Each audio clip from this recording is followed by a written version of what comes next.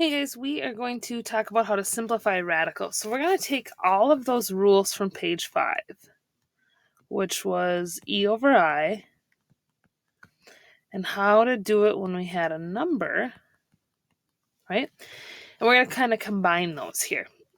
So as I look at these examples, I'm going to show you 6 of them. I'm going to challenge you to, after we kind of get through the first 2, I want you to stop or pause and try your own, right? So grab your pencil in your hand, sketch them out, write stuff down, use 2 colors the way I do if you think that would be helpful to you, and just kind of see what you can make happen as you dive into this on your own. So let's look at this very first one. So in this first one, it says the cubed root of 125x to the 9th. So I'm going to break it apart into 2 parts. First, I'm going to look at, got the cubed root of 125. So when I see a number underneath there, I'm going to look at my table first. And if my table can't help me, then I'm going to go to my calculator. My table can help me for this one, and it's 5. Then what I'm going to do is I'm going to say, okay, the second part, right? I'm chunking it a little bit and say, okay, I've got the cubed root of x to the 9th. Well, e over I tells me that that's the same as 9 exponent over 3 index. And so this is 5x. 9 divided by 3 is 3. And there's my final answer. Okay, so let's look at number 2. As I dive into number 2, I see the 625 kicking things off. So I'm looking at the 4th root of 625. Okay, and when I think about that again, Visto picked boring examples, that's 5 again, right? It's in my table. It makes it a little bit easier because I don't actually have to push any buttons. I can just look at my table and remember, work backwards. Find 625. It should be in the 4th column, and then work backwards to get the fact that it comes from a 5. Okay. The other part of this is x to the 8th. So e over I, x to the 8 over 4. Okay. So 8 and then 8 over 4 is 2. Okay. So we're basically chunking it and we're looking for individual parts. So when I get to number 3, let's chunk it again. Pause me right now if you want to try number 3, and then if you get number 3, maybe just skip to number 6 and see what you can come up with that. The only reason I think number 6 is it's got a weird wrinkle in it, but I think that if you've got this, don't take a ton of time listening to me. Just go out and see what you can make happen. So here we go, number 3. Sorry. First thing, I've got the 5th root of 243. The 5th root is not in my table, so I might actually have to dive into my calculator here and take 243 raised to the 1/5 power. And I get 3. So hopefully you're able to figure that out. If you're not totally sure where that's coming from, let me know. I'd love to show you how to make your calculator do more thinking for you. I think some of us don't use our calculator enough. Okay, anyway, sorry, back in action. X to the 15th, I'm taking the 5th root of that. And then y to the 30th, I'm also taking the 5th root of that.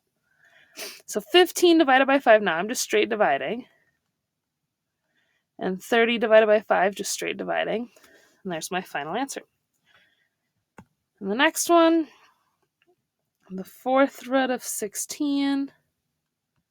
Hopefully you're kind of starting to see a pattern of how we can make our life easier by just thinking of these problems that look a little more complicated in terms of their pieces.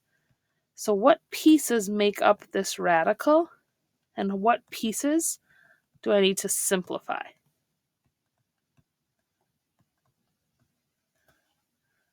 Because if I can take each piece individually, I think that'll make my life a little easier. Okay, so if you paused or you skipped ahead, 5 and 6 are great questions for us to wrap up with. In question 5, I don't love question 5, but we're gonna rock and roll with it. There's kind of lots going on. I've got the cubed root of 64, and underneath I've got the cubed root of 8. And I could probably divide those first, but I'm just gonna roll with it. And then I've got that x to the 3rd right there. and they are still living together in a fraction. That's what makes this one weird, is there's a fraction underneath, but we can do it. It's just different. Cubed root of 64 is 4. Cubed root, oh, Visto. Check this out, guys. I put x to the third, but I didn't remember the I. So I better make sure I lock that in there, because that just becomes x to the first.